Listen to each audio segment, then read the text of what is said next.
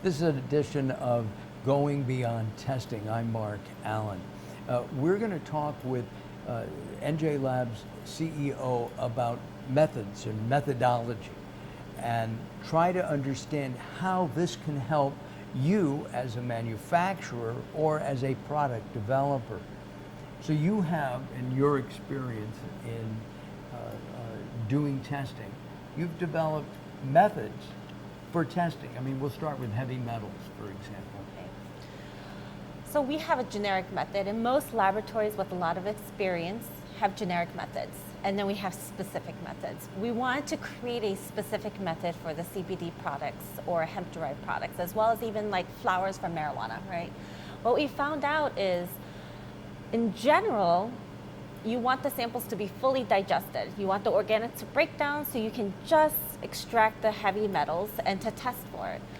And the general rule is, after you add acid, high pressure, temperature, you digest it completely, you want the solution to be clear. The clearer it is, theoretically, the better it's digested, right? To a naked eye. However, it should look like water. Right, it should look clear.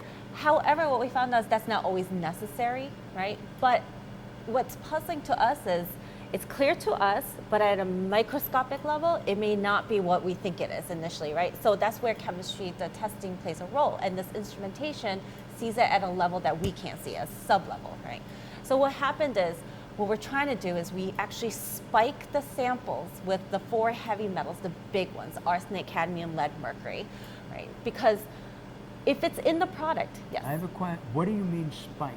So what we're doing is we're taking known standard, a known concentration of each of the heavy metals that we're interested in, and we're artificially putting into a sample. So I have a product, yes. I give it to you, yes. You spike it. Yes, with the heavy metals.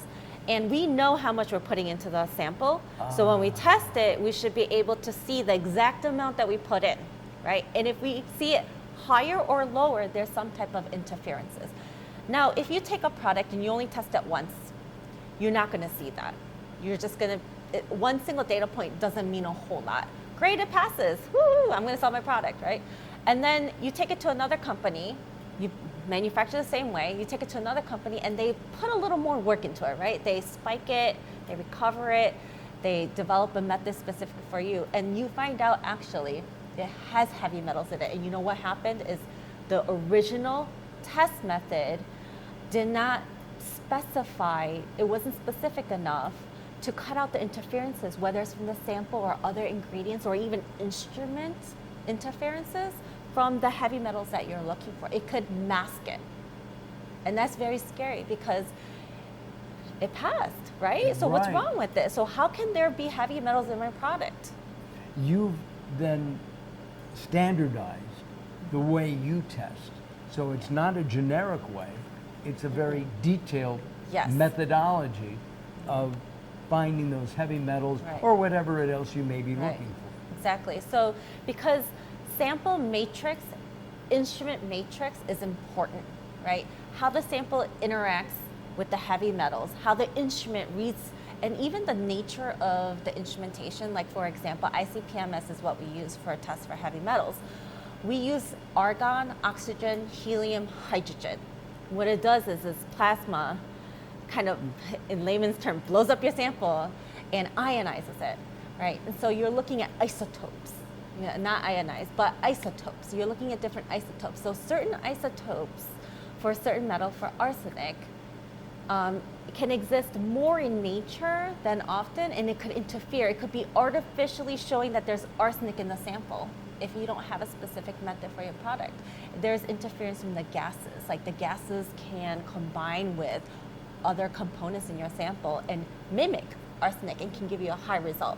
Or it can mask it and give you an artificial low result. But if you test repeatedly, you can find out if there's a malfunction or something else. Something behind the scenes that you're not seeing, right? It's more than meets the eye. Science is way more than what you can visually see. That's why we have instruments. you can use different acids. So you want to find the right acid combination to digest your sample. You want to make sure it's optimized. It's digesting it completely, not 80% of the way or 90% of the way, or you don't want to over digest it either, right? So finding that sweet spot is very important. Like if you play sports and you play tennis, you want to hit the ball in the middle of the racket. That's what we try to do with your products, with just the digestion. Then what we do is we spike it and prep it 6 individual times, right? To show it's consistent, it's precise. Sometimes we use a second person, another instrument, try it on a different day. So no matter when you do it, it's precise. For accuracy, you spike it at 3 different levels, all the metals at one time or separately.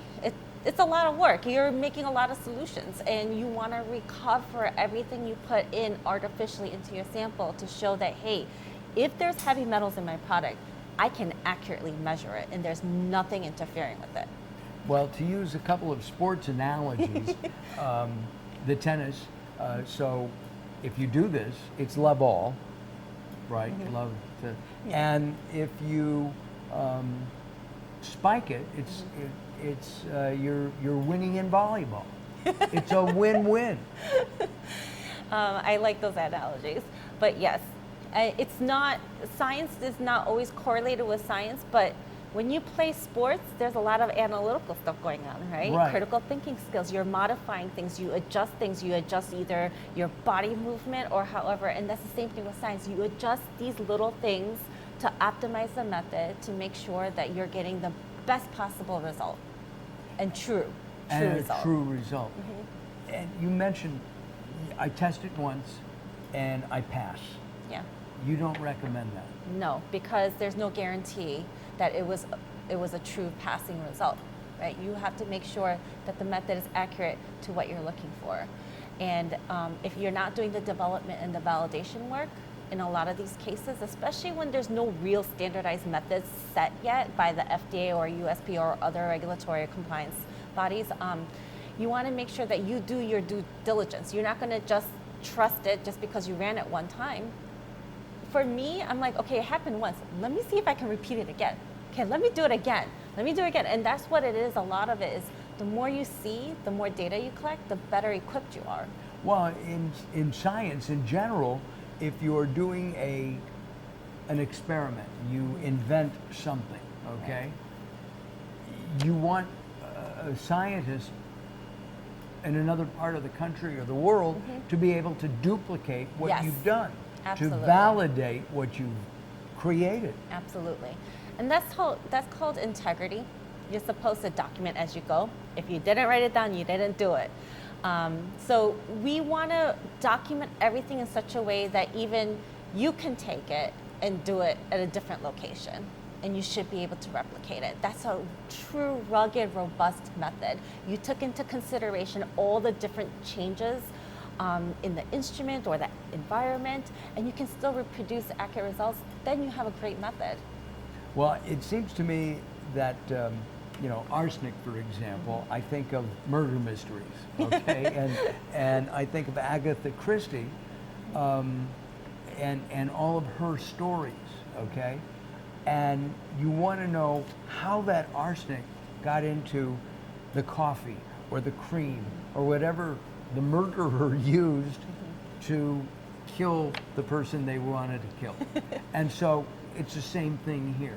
Yes. You want to know how that arsenic got into your pharmaceutical, your supplement, your nutraceutical, right? Right. So if we test it and we find any of those components and it fails specification, yes, there's a full-blown investigation that is initiated on our end as well as the manufacturer. A good manufacturer is going to go back and investigate every single inch and corner of their entire process to figure out where it could have been introduced.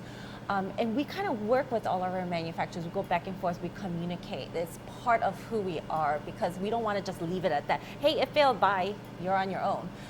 It's not like that for us. We actually work with all of our clients to make sure that we can come to a good resolution. And so that the end product is safe Yes. and effective for everybody, Yes. right? Sandra, thank you very much. This is going beyond testing. If you want information on NJ Labs, visit us first by going to our website. Second, come and visit Sandra. She'd love to show you around, show her her methodology, show her her validations that you can use in your product development, and your product manufacturing. I'm Mark Allen, and this has been Going Beyond Testing.